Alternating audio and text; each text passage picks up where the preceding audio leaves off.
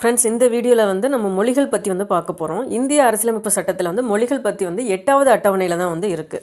அந்த 8வது அட்டவணையில் வந்து அங்கீகரிக்கப்பட்ட மொழிகள் அப்படின்னு வந்து மொத்தம் வந்து 22 மொழிகள் வந்து இருக்குது. இதில் செம்மொழி அந்தஸ்து வந்து எத்தனை மொழிகளுக்கு வந்து கொடுத்துருக்காங்கன்னா 6 மொழிகளுக்கு வந்து கொடுத்துருக்காங்க. இதில் நமக்கான கேள்வி வந்து எப்படின்னா, நம்ம செம்மொழி அந்தஸ்து வந்து 6 மொழிகளுக்கு வந்து கொடுத்துருந்தாங்கல்ல, அது வந்து எந்தெந்த இயர்னு கேட்க வந்து வாய்ப்பு இருக்குது. தமிழ் மொழிக்கு வந்து 2004 கொடுத்துருக்காங்க செம்மொழி அந்தஸ்து. இதே வந்து சமஸ்கிருதத்துக்கு வந்து அடுத்த வருஷமே கொடுத்துருக்காங்க, 2005 வந்து கொடுத்துருக்காங்க.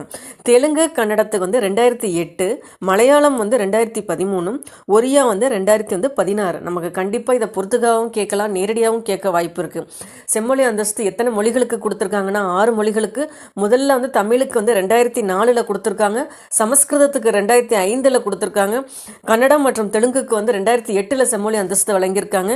மலையாளம் வந்து 2013, ஒரியா வந்து 2016. ஸோ 8வது அட்டவணையில் தான் வந்து